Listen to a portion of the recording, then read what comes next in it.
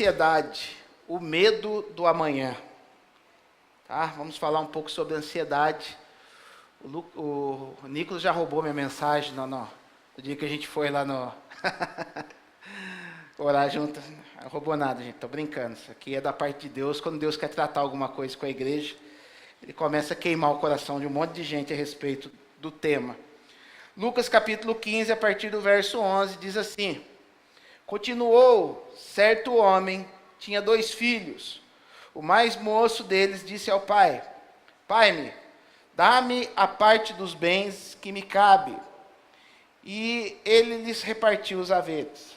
Passado não muitos dias, o filho mais moço, ajuntando tudo que era seu, partiu para uma terra distante, e lá dissipou todos os seus bens, vivendo dissolutamente. Depois de ter consumido tudo, sobreveio àquele país uma grande fome, e ele começou a passar necessidade. Então ele foi e se agregou a um dos cidadãos daquela terra, e este o mandou para os seus campos a guardar porcos. Ali, desejava ele fartar-se das alfarrobas que os porcos comiam, mas ninguém lhe dava nada. Então, caindo em si, disse: Quantos trabalhadores de meu pai têm pão com fartura, e eu aqui morro de fome? Levantar-me-ei e irei ter com meu pai, e lhe direi: Pai, pequei contra o céu e diante de ti, já não sou digno de ser chamado teu filho. Trata-me como um dos teus trabalhadores. E levantando-se, foi para o seu pai. Vinha ele ainda longe, quando seu pai o avistou, e compadecido dele, correndo, o abraçou e beijou. Pai, em nome de Jesus, nós queremos te louvar pela tua palavra, queremos te engrandecer, pedindo que o Senhor venha tratar os nossos corações, as nossas necessidades, que o Senhor se levante, meu Pai, cada vez mais a nosso favor, para que nós possamos fluir no teu cuidado, fluir na tua presença.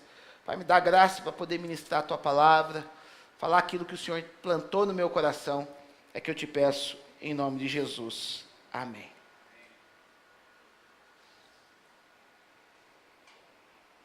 Gente, a gente está acostumado a ouvir essa palavra, Lucas capítulo número 15, conhecido como um nome mal colocado, como a parábola do filho pródigo. Porque às vezes a gente, por falta de entendimento, a gente tem mania de olhar para a epígrafe do texto. Só que a gente tem que lembrar uma coisa: a epígrafe do texto, aquele título que fica em cima do texto bíblico, ele foi o tradutor que colocou, não foi diretamente da parte de Deus. Foi um camarada que traduziu a palavra ali e colocou no entendimento que ele teve. Eu entendo que essa parábola vai falar mais a parábola do pai amoroso. Ou você vai ver, às vezes, o autor, o tradutor quis dar uma ênfase maior a esse filho que fugiu, mas nós podemos ver que o texto trata mais com o filho que ficou em casa. Então nós podemos falar que é a parábola do filho que ficou. Mas eu quero, como eu li com vocês aqui esse texto, eu quero falar sobre ansiedade, eu quero refletir um pouco justamente na atitude do filho mais novo. Nós vamos ver que esse filho, ele vivia numa casa que tinha várias coisas, ele não tinha do que reclamar. E ele chega para o seu pai e diz para que o seu pai lhe antecipasse a herança. Que o seu pai lhe desse tudo aquilo que ele iria receber quando o pai dele morresse. E na verdade nós vamos ver que isso reflete uma ansiedade desse jovem. E Deus tocou muito no meu coração para falar sobre ansiedade, porque são poucas as pessoas que olham com esse olhar de que aquele jovem ele teve uma ansiedade de receber aquilo que o pai dele ainda não era tempo dele receber. Aquilo já era dele por direito, a herança já estava, principalmente na cultura judaica, essa questão da herança ela é muito forte. Então aquele jovem, ele tinha uma certa parcela da herança. É lógico que a herança maior, os 50% da herança, iria para o filho mais velho.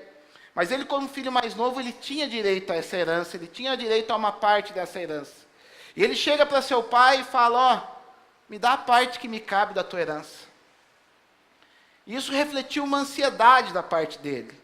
Isso refletiu uma ânsia de querer receber algo que ele iria receber lá na frente. E quando a gente vai ver a palavra ansiedade, eu fui pesquisar a palavra ansiedade na cultura grega, ela é uma palavra que se chama merinal, que vem de uma raiz de uma outra palavra que se chama merina, merizo, quer dizer. E sabe o que quer dizer merizo? É cortar alguma coisa em várias partes. E é justamente o que acontece quando nós estamos com ansiedade. Quando esse sentimento de ansiedade, ele vem sobre as nossas vidas. Porque como eu sempre costumo falar para vocês, a melhor forma de nós adorarmos o Senhor, como é que é? O nosso melhor relacionamento com o Senhor é um relacionamento de quê? Um relacionamento de integridade. Integridade vai falar o quê? De uma coisa inteira, em que o seu corpo, a sua alma e o seu espírito estão direcionados em apenas uma pessoa, que é o nosso Senhor. Mas quando a ansiedade, meus amados, ela abate sobre nós, é como se nós começássemos a temer, é como se nós começássemos a imaginar o dia de amanhã sem aquilo que nós estamos desejando no nosso coração. Por isso que eu pus o nome da mensagem, ansiedade, o medo do amanhã. Muito provavelmente esse jovem, ele chega para o seu pai querendo a sua parte na herança, querendo já usufruir daquilo, com medo de não receber lá na frente. E nós vamos ver que as principais atitudes que nós tomamos, que refletem uma ansiedade na nossa vida, é justamente por isso, nós queremos usufruir de algo que está lá na frente para nós e que nós ainda não temos. Você vai olhar hoje em dia, e isso virou uma prática muito grande no Brasil, que é o quê? Você quer um carro, o que você vai lá e faz? Financia o carro. Isso reflete para nós, meus amados, é lógico que o carro é um item de necessidade para nós. Mas em várias coisas da nossa vida, a gente vai ver que a gente quer antecipar a nossa bênção. E qual que é a maneira correta de nós obtermos as coisas? Você juntar para poder comprar lá na frente. Mas a gente é ansioso, a gente quer receber as coisas antes do tempo. E para a gente receber as coisas antes do tempo, o que a gente vai fazer? Qual que é o costume do cristão? A gente vai dobrar o joelho e vai recorrer a quem? Ao Pai. E é justamente nesse período em que um desejo brota no nosso coração, em que um plano, em que um planejamento se estabelece dentro do nosso coração, em que a gente vê que não tem condições para fazer, a gente vai procurar aquele que pode nos dar condições para fazer, que é Deus. E aí que começa o processo da ansiedade. Aí é um momento crucial onde nós, muitas vezes, nos desligamos do Pai, em que a gente tem que tomar cuidado com as nossas atitudes. Porque quando a gente dobra o nosso joelho em oração, pedindo para o Senhor, me dá, nós temos que fazer isso fundamentado numa palavra chamada fé. Porque se essa fé não estiver muito bem fundamentada dentro do nosso coração, a gente vai aos pés do nosso Senhor, a gente vai aos pés do Pai, pedir, e o que vai acontecer muitas vezes? Muitas vezes o Pai não vai dar. Por que o Pai não vai dar? Porque o nosso Deus, na sua infinita bondade, Ele só vai nos dar aquilo que nós estamos prontos para receber. Se você não tem vou dar um exemplo. Se você quer ter um carro, mas você ainda não tirou uma carteira de habilitação, não tem como você chegar para Deus e falar, Deus, me dá um carro. Não adianta. Se você quer ter um filho, mas ainda você não tem uma esposa, não tem um marido, não tem como você falar, Senhor, me dá um filho. Você tem que ter uma outra parte, Deus precisa te capacitar para que você receba as coisas dele. E isso, a gente fala muito de reino aqui na nossa igreja, e viver no reino é justamente isso. Viver no reino é viver debaixo da autoridade plena do governo de Cristo no nosso coração. Porque o governo de Cristo, ele uma vez estabelecido, ele não vai dar nada a menos do que você pode receber, mas também não vai dar nada a mais do que você pode receber. Ele sempre vai dar aquilo que você tem condições de trabalhar. E é justamente o perigo da ansiedade dominar o nosso coração, porque é quando nós vamos pedir para Deus, e nós vamos falar, Pai, me concede essa bênção, Pai, me dá isso. Deus muitas vezes nem falou que não. Deus ali na oração, ele fala, tá bom filho, eu vou te dar, só que agora para te dar, eu vou ter que fazer um treinamento com você, agora para te dar, eu vou ter que te capacitar para isso, isso vai ter o quê? Que acontecer um processo. E é justamente nesse processo que muitas pessoas se perdem. Porque recebem uma mensagem do Pai. Filho, eu vou te dar. Só que Deus não fala quando. A palavra-chave que Deus usa para trabalhar nas nossas ansiedades é justamente Ele não falar a respeito de tempo para nós. Quantos daqui já receberam algo da parte do Senhor, ou alguém já ministrou uma palavra, ou você estava meditando na palavra do Senhor, ou você até mesmo estava orando, e Deus fala para você, filho, eu vou te conceder, eu vou te levantar, filho, eu vou te levar para tal lugar, filho, eu vou fazer determinada coisa contigo, a gente já fica, aleluia, glória a Deus. Mas Deus, Ele não fala o tempo. Na Bíblia, raramente nós vamos ver Deus falando o tempo do acontecimento das coisas. Se você olhar para a vida de Abraão, Abraão era um cara louco para ter um filho. Ele tinha ali 76 anos, 85 anos, quando Deus falou para ele que ele ia ter um filho. E ele começou, beleza, eu vou ter um filho. E ele, como nós, o que deve ter pensado? Deus falou para mim que eu vou ter um filho, ano que vem eu vou ter um filho. Eu vou ali me deitar com a minha esposa, está feito o negócio. Só que ele foi lá, se deitou com Sara. Passado um ano, não aconteceu nada. Passado 2 anos, não aconteceu nada. 3, 4, 5, 6. Até que um dia, ele quis antecipar a sua bênção. Até que um dia ele quis colocar a carroça na frente dos bois. E a gente vê o estrago que tudo isso fez. Porque Deus, Ele nos dá uma promessa justamente para Ele trabalhar a questão da ansiedade. Porque, gente, não tem outra razão de Deus falar que vai fazer algo com você e Ele cumprir isso 25 anos depois. Não tem outra razão. Ele faz isso justamente o quê? Para você, dentro desse processo, entre uma promessa e o cumprimento dessa promessa, vai existir um processo, e dentro desse processo ele vai trabalhar o quê? A nossa ansiedade. Porque nós vamos ver que a maioria das desgraças que aconteceram na Bíblia foram por causa de quê? Medo e ansiedade. E a gente vai ver que uma está ligada com a outra. Por isso, eu vejo na vida desse jovem uma ansiedade tremenda de querer viver aquilo que ele já estava planejando lá para frente. Nós vemos que o coração dele estava tão desconectado com o pai, ele focava somente tanto na herança, tanto nas bênçãos que ele ia receber, que ele parou de olhar para o pai que ele tinha. E às vezes é isso que acontece conosco, meus amados. Quando a gente tem uma promessa, quando a gente tem um desejo, esse desejo começa a crescer dentro do nosso coração e ele se torna tão grande que muitas vezes começa a ofuscar a figura do pai para nós. E a gente começa a viver um evangelho, a gente começa a viver um relacionamento com Deus, baseado não naquilo que Ele é, mas naquilo que nós vamos receber dEle. Não é isso que o Pai deseja de nós. Porque se nós recebermos a bênção, sem o nosso coração estar no Pai, essa bênção, ela vai se dissipar das nossas mãos em pouco tempo. Porque quando nós recebemos algo de Deus, mas fundamentados no caráter do Senhor, fundamentados numa adoração sincera em quem o Senhor é, e estabelecendo a nossa vida em cima do caráter de Cristo, você pode ter certeza, aquilo que você receber do Senhor, você nunca vai perder. Por que as pessoas perdem as coisas? Porque não estão estabelecidas debaixo de uma base sólida, debaixo de um alicerce que é o quê? O caráter de Jesus Cristo na nossa vida.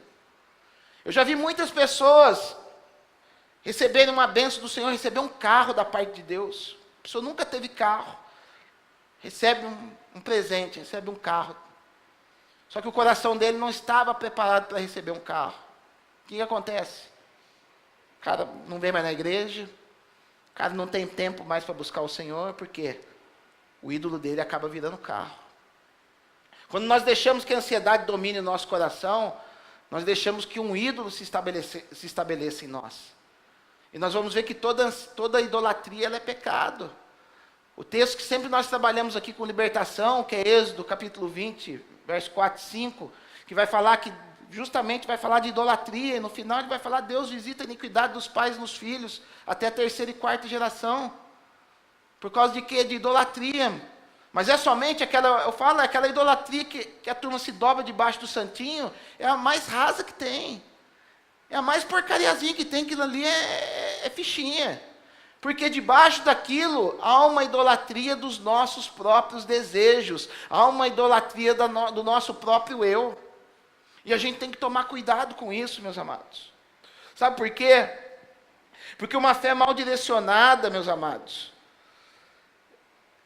ela foca somente o resultado e não foca o relacionamento com o Senhor Jesus. E na verdade, a grande sacada de nós caminharmos, de nós sermos cristãos, de nós termos relacionamento com o Senhor, é durante o processo.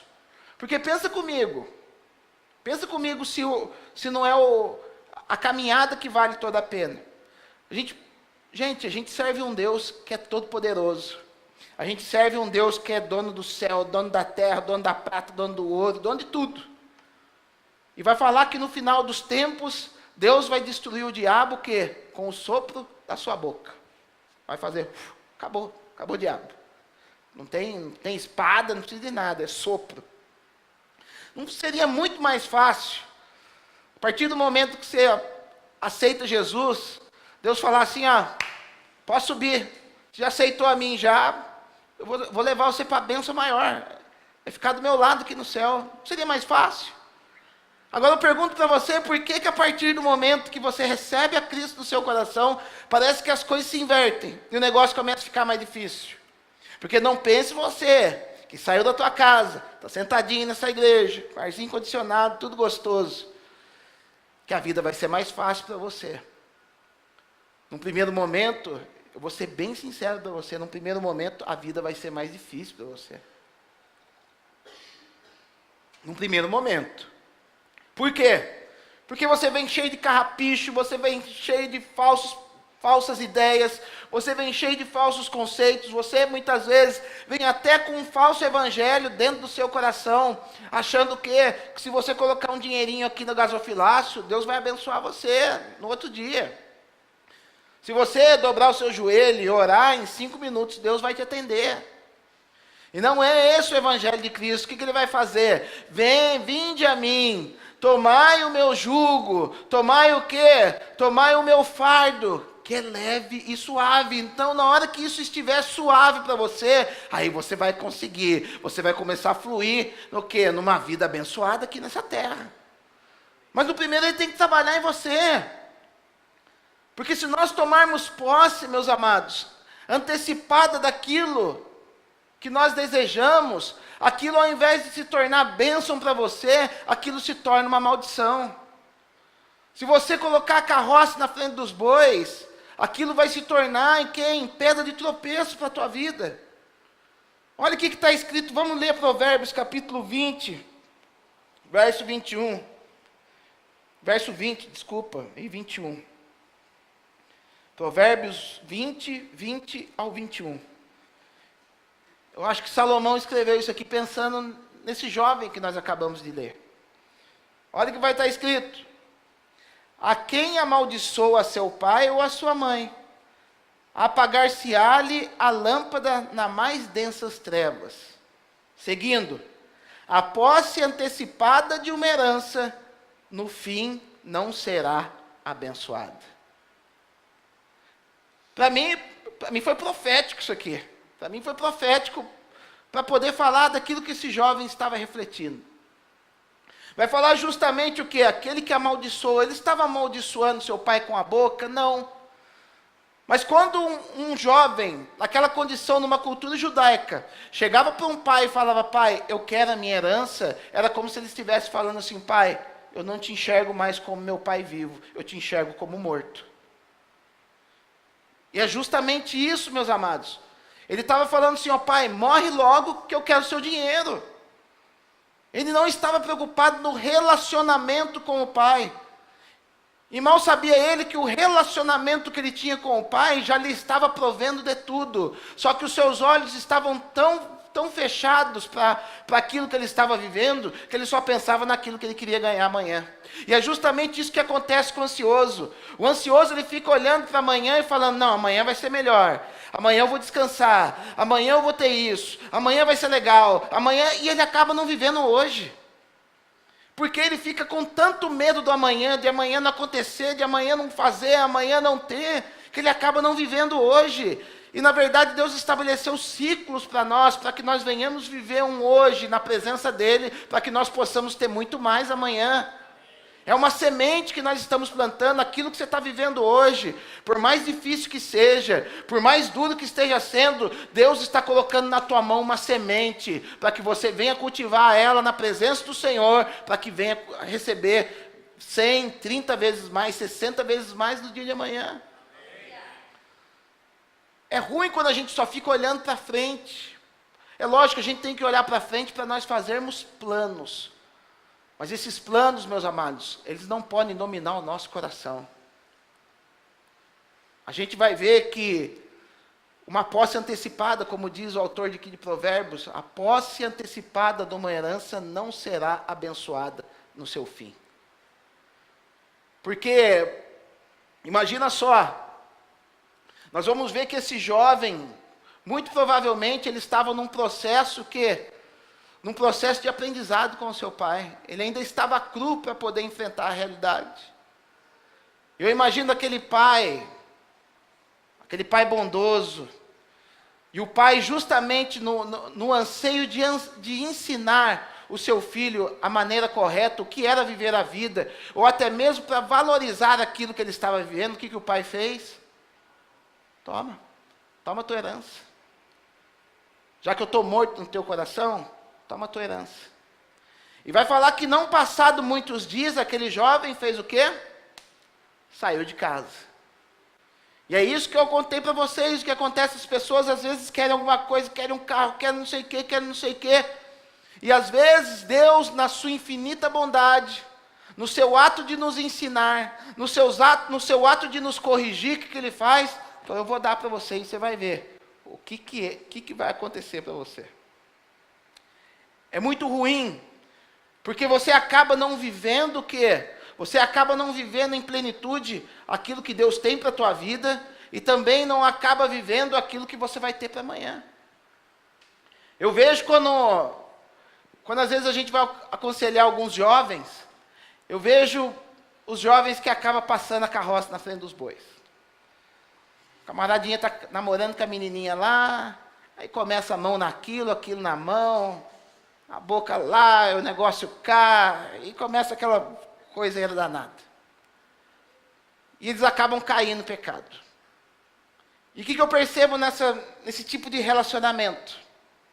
Naquilo que teria que ser guardado para o final das coisas, aquilo que teria que ser a cereja do bolo.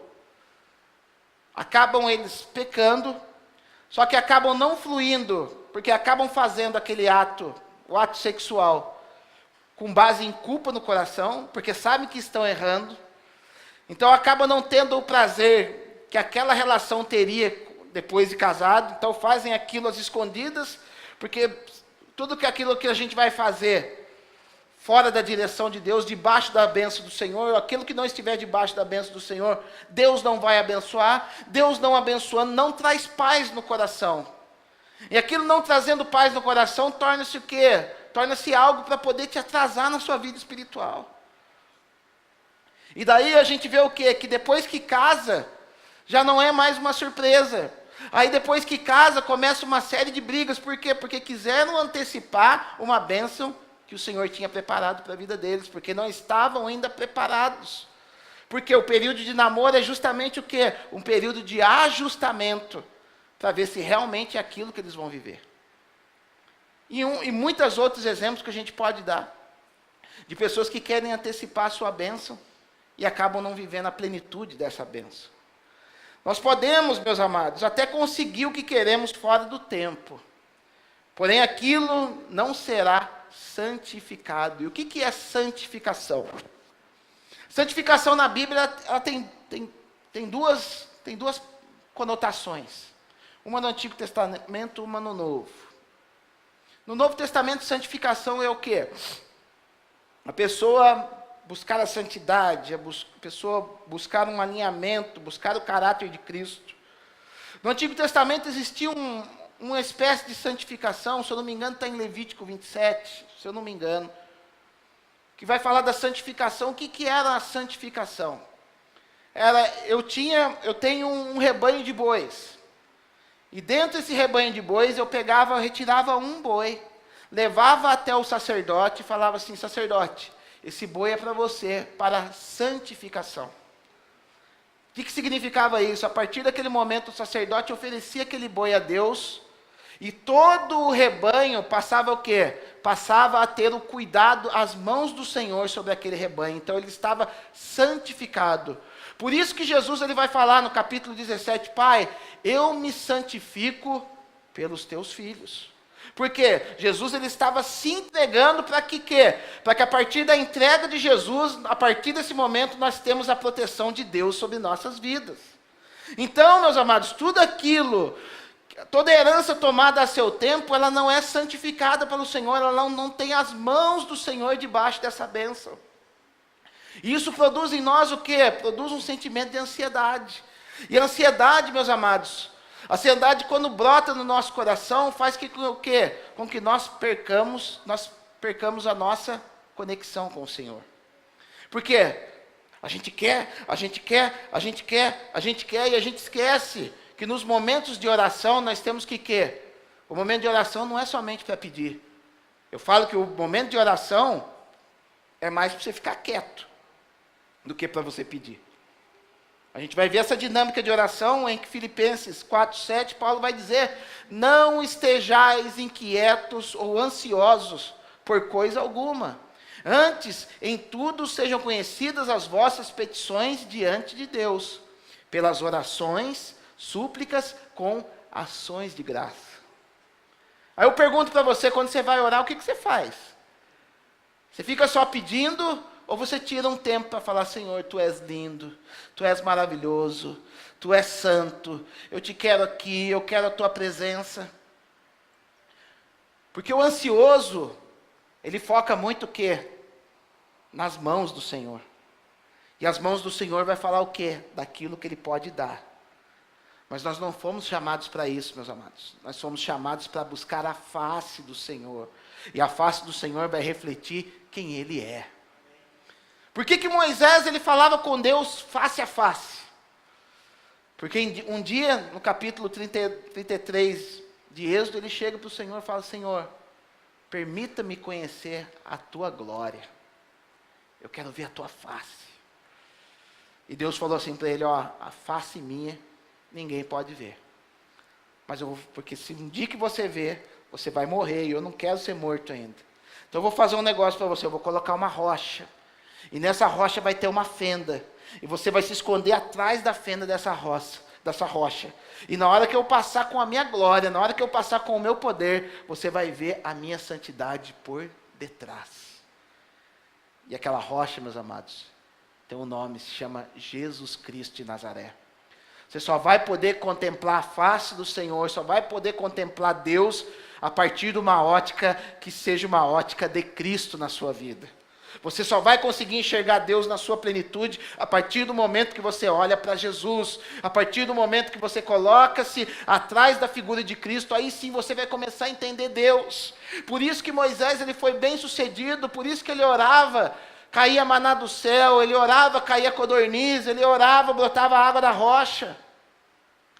E às vezes a gente está reclamando que as coisas não acontecem na nossa vida, que as nossas orações não estão sendo atendidas. Sabe por quê? Porque nós temos buscado mais as mãos do Senhor do que a face dele.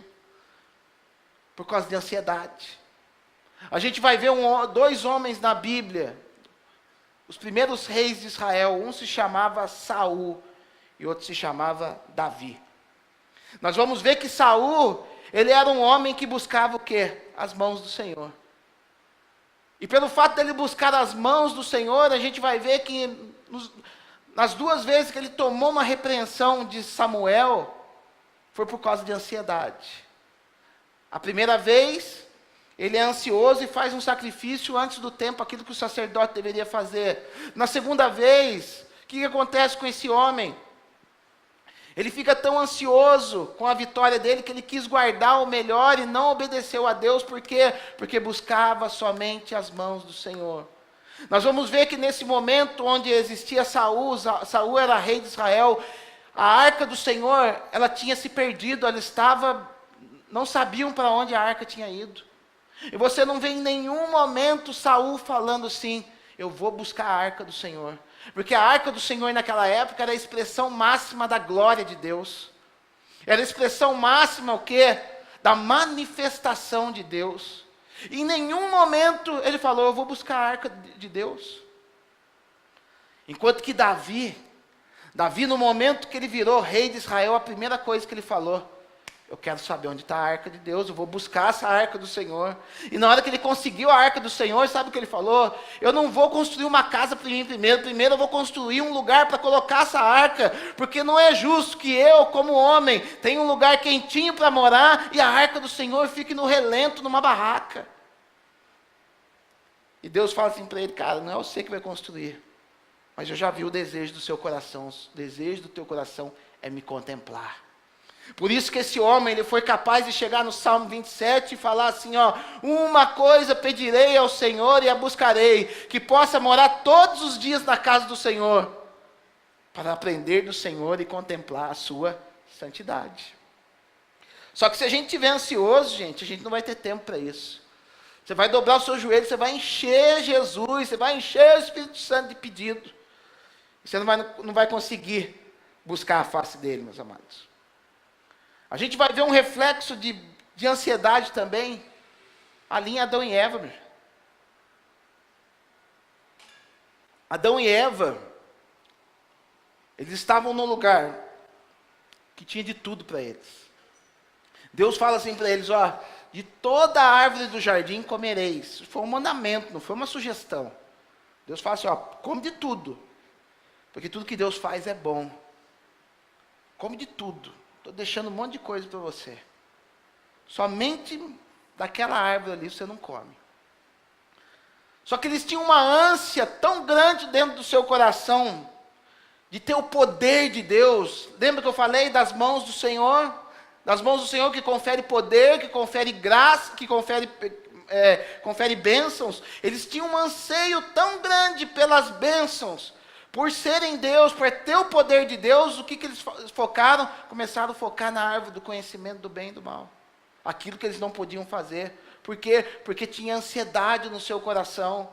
Por ansiedade brota pela falta de confiança no Senhor, porque a gente vai ver que a serpente faz aqueles dois pecarem o quê? Extraindo do coração deles a falta de confiança.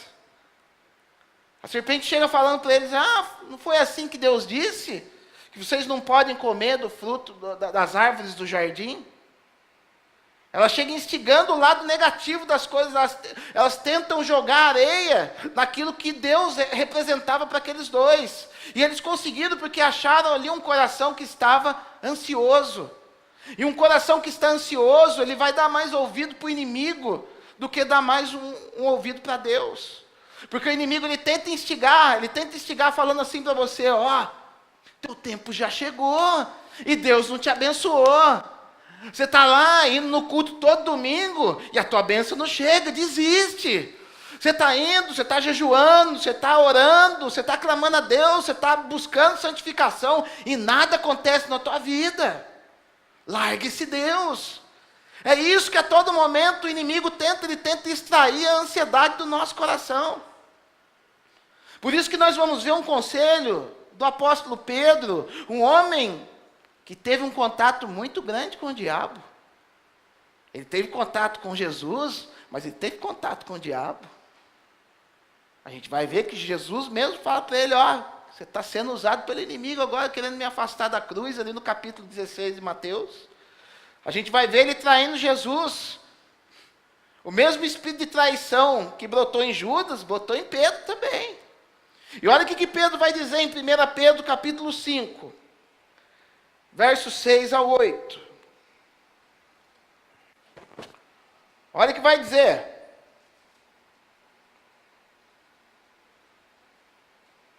Humilhai-vos, portanto, sob a poderosa mão de Deus, para que Ele, em tempo oportuno, vos exalte, lançando sobre Ele toda a vossa ansiedade, porque Ele tem cuidado de vós. Agora olha o conselho dele. Depois de ter falado isso, Ele nos dá um conselho. Sede sóbrios e vigilantes. O diabo, vosso adversário, anda em derredor, como leão que ruge, procurando alguém para devorar.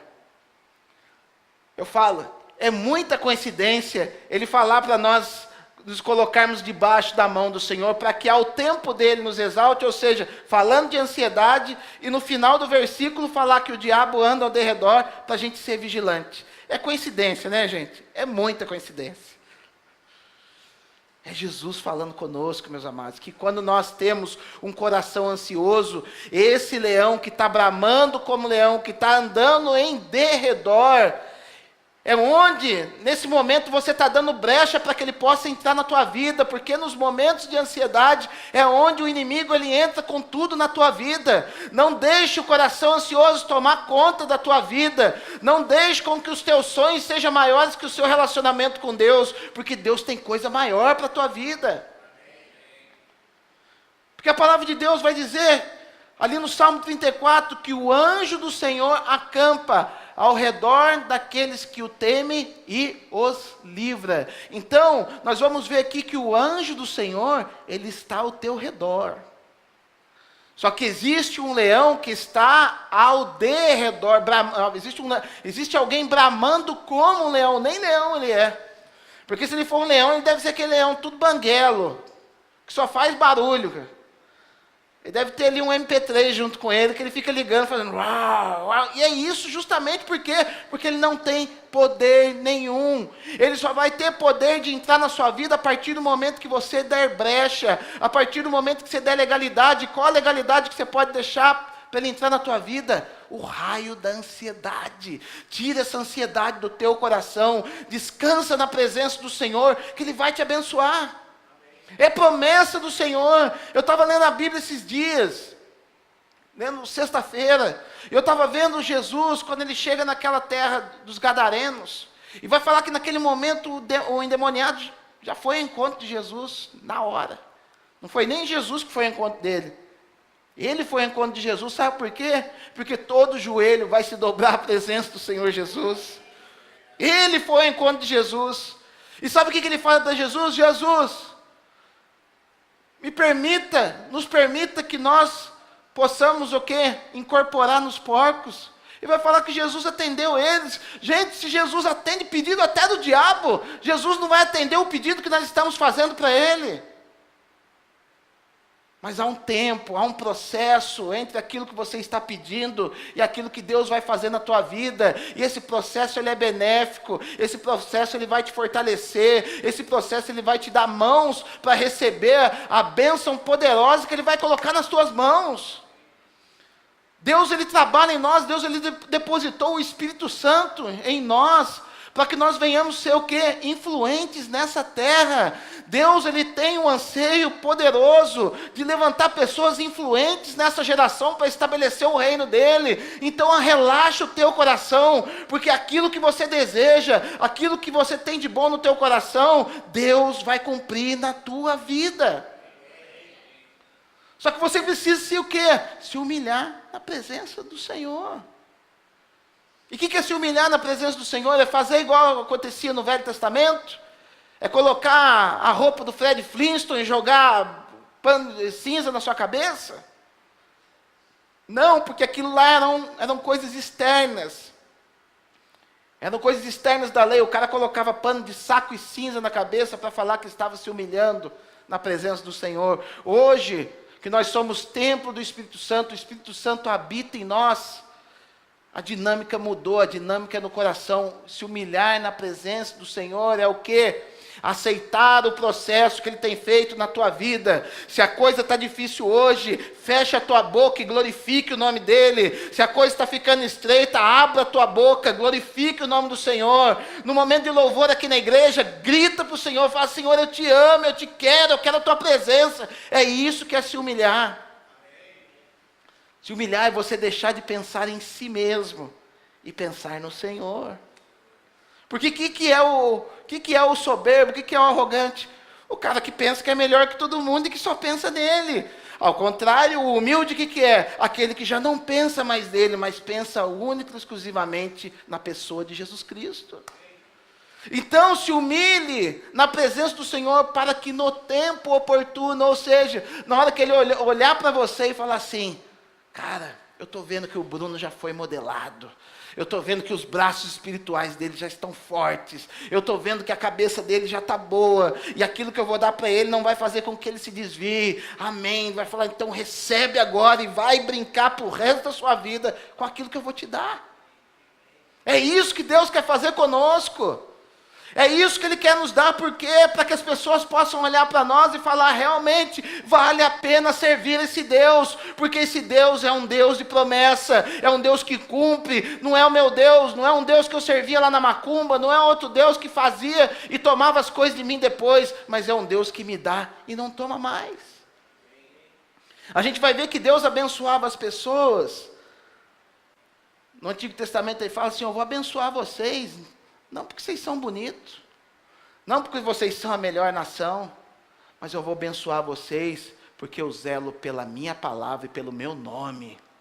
Você carrega o nome de Cristo, você carrega o Espírito Santo dentro de você. Se você cometer um erro, eles vão achar que Deus errou na tua vida. Por isso Deus está trabalhando para que você tenha músculos espirituais para poder ganhar as bênçãos de Deus.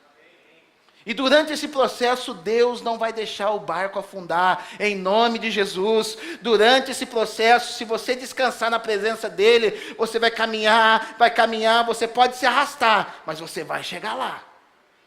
Mas tem que descansar na presença do Senhor, meus amados. Olha aqui que vai dizer Eclesiastes, capítulo 8. Vamos abrir comigo aí. Sabe por quê, meus amados? Deus Ele quer trabalhar conosco, porque existem duas características que Deus precisa trabalhar em nós, para que nós venhamos a receber aquilo que nós temos como promessa, ou aquilo que nós temos como desejo.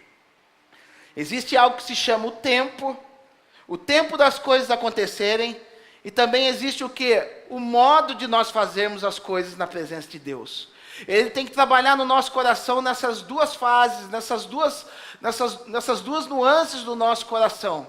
No tempo da nossa vida e na forma de fazer. Olha o que vai estar escrito em Eclesiastes 8, do 3 ao 6.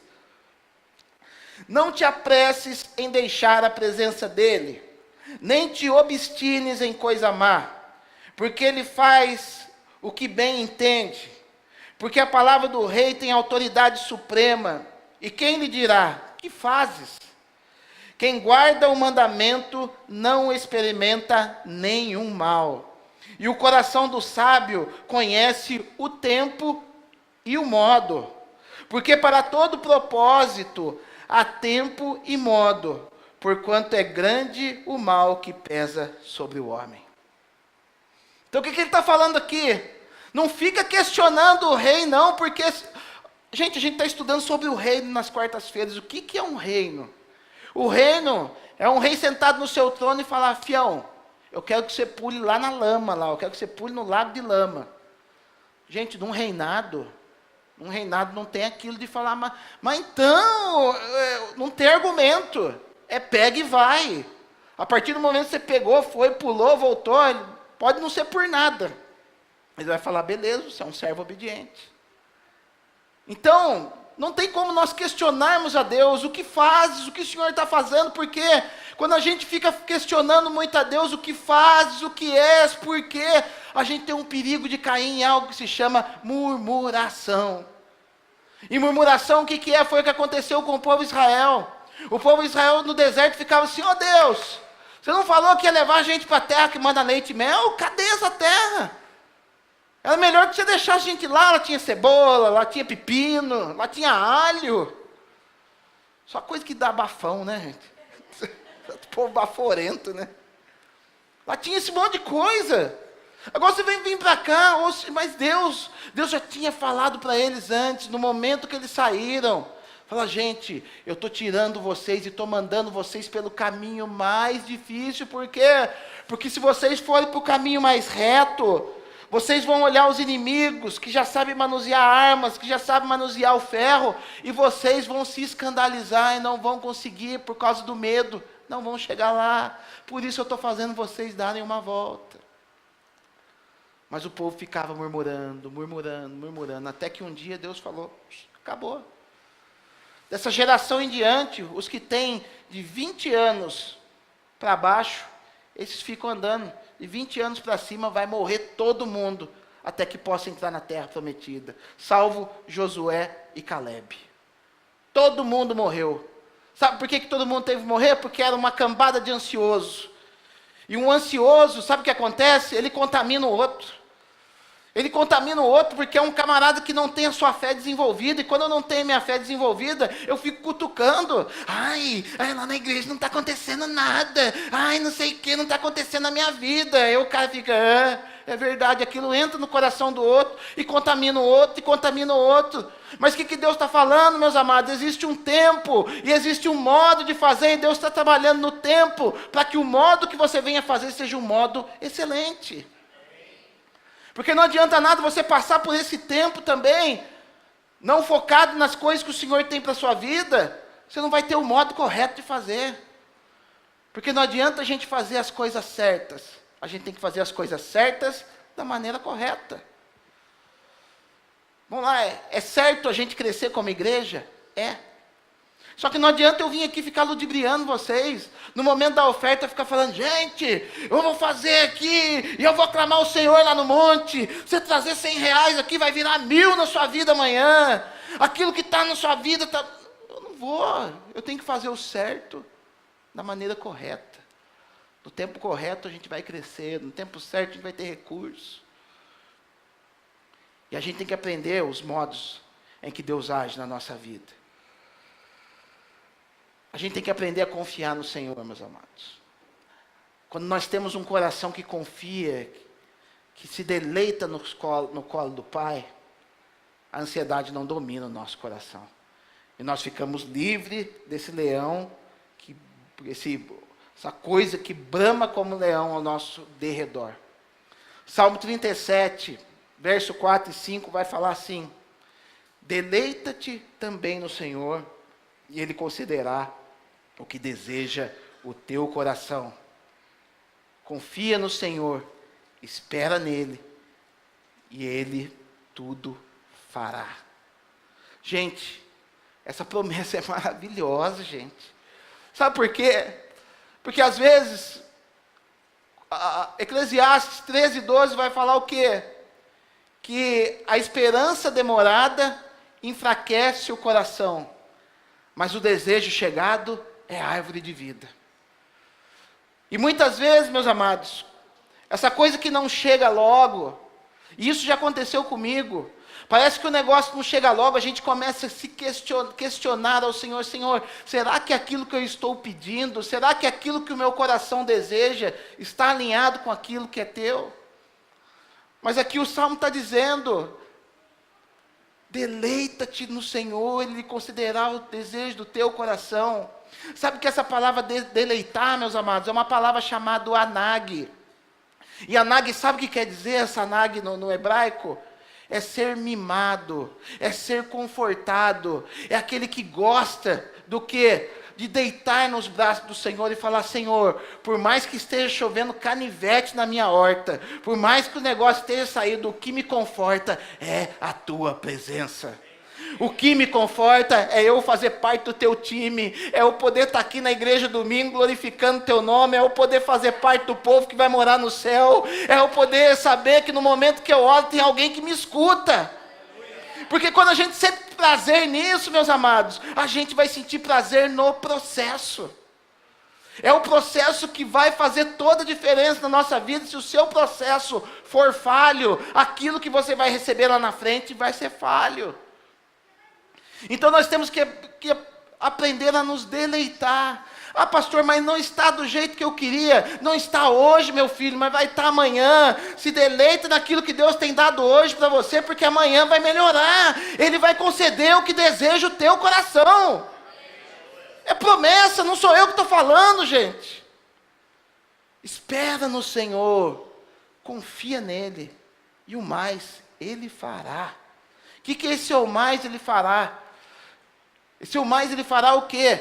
Se você estiver buscando algo na presença do Senhor, e você não estiver no caminho para receber aquilo, você pode ter certeza, Ele vai colocar você no caminho para que você venha receber aquilo que deseja o teu coração. Ele vela, meus amados, para que a gente possa ser abençoado. Por isso a gente não precisa estar ansioso, a gente não precisa estar inseguro, porque quando a gente fica ansioso, a gente começa a duvidar da paternidade do Pai sobre nossa vida. A gente começa, como diz, lembra o termo lá, merinal, que vem do termo merizo, a gente começa a ficar em pedaços. E quando a gente fica um pedaço, somente um pedaço da gente glorifica o Senhor. Somente durante 7 dias na semana, domingo é o meu pedaço para Deus. Nos outros dias não tem Deus. Nos outros dias eu vou preocupar o quê? Em buscar a minha bênção. Eu vou fazer com a força do meu braço. Eu vou chegar para o meu pai e falar, dá a minha herança. Só que o que vai falar com esse jovem? Esse jovem pegou a herança dele, saiu de casa. Só que como uma herança antecipada não é abençoada no seu fim, o que aconteceu? Vai falar que depois de alguns dias, ele perdeu tudo aquilo de forma dissoluta. Não sabemos o que ele fez. Não sabemos se ele gastou com prostituta, se ele gastou com cachaça, se ele gastou com pé de crack, se ele comprou uma Ferrari e explodiu lá no poste. Ele não sabe o que ele fez. Mas que ele gastou mal, ele gastou. E quando ele gastou mal, vai falar que os olhos dele começaram a se abrir. Porque veio uma grande crise sobre a terra. E ele foi obrigado ao quê? Trabalhar com os porcos. Arrumou um amigo lá, falou, vai cuidar dos meus porcos. E porcos, na cultura judaica, meus amados, ele foi elevado à menor condição possível. Ele foi lidar... Porco, na Bíblia, vai falar o quê? De pecado. Ele foi o quê? Ele foi ao lamaçal do pecado. Ele foi lidar diretamente o quê? Com aquilo que Satanás cultivava. A gente vai ver que o que atraía, lá no endemoniado gadareno, o que atraía o inimigo, o que atraía a ação do diabo naquela terra, era a criação de porcos. E ele foi justamente lidar com aquilo, por quê? Porque quando nosso coração é ansioso, muitas vezes Deus vai permitir que você vá ao fundo do poço para que você possa reconhecer que Ele está no controle e que se você está ruim daqui, se você está achando que está ruim aquilo que você está vivendo, então você saia da presença dEle, você vai ver que vai ficar ainda pior. Se está ruim com Deus, sai para você ver, vai ficar pior ainda. Mas Deus, Ele é misericordioso, meus amados. E Ele quer que nós sejamos abençoados. Finalizando, meus amados, vamos abrir em Mateus capítulo 6, verso 25.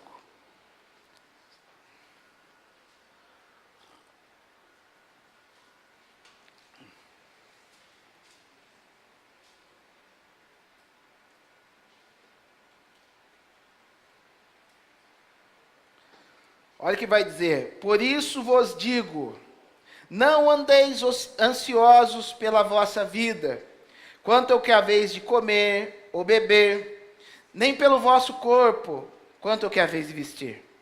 Não é a vida mais do que o alimento, e o corpo mais do que as vestes? Observai as aves do céu, não semeiam, não colhem, nem ajuntem celeiros, contudo o vosso Pai Celeste as sustenta. Porventura não valeis vós muito mais do que as aves? Qual de vós, por ansioso que esteja, pode acrescentar um côvado ao curso da sua vida? Gente, Vamos refletir bem, a ansiedade nossa não muda em nada o processo de Deus na nossa vida. Muito pelo contrário, só leva você para trás.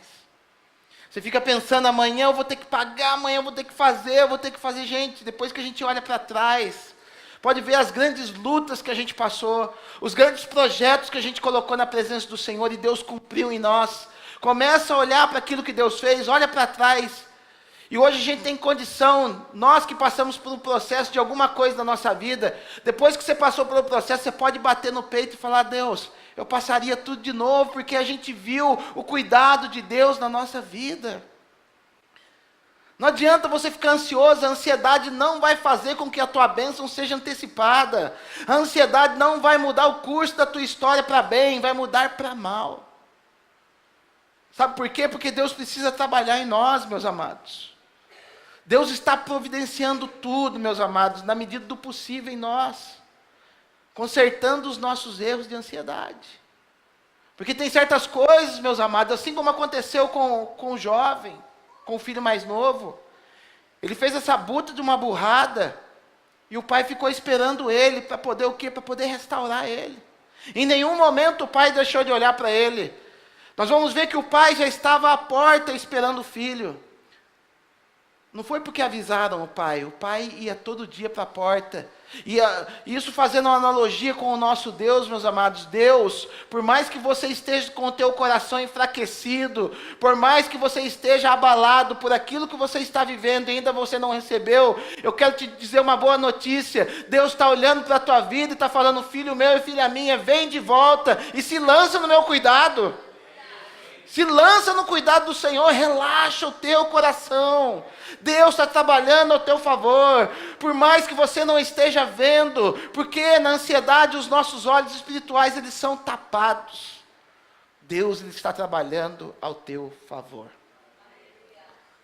Deus ele está te esperando com um anel novo para te colocar no dedo. Anel vai falar de o quê? Vai falar de filiação, vai falar de autoridade. Aquele anel, ele tinha o brasão da família, ele podia preencher cheque, ele podia mandar carta em nome do seu pai, porque ele estava com o anel pronto para receber.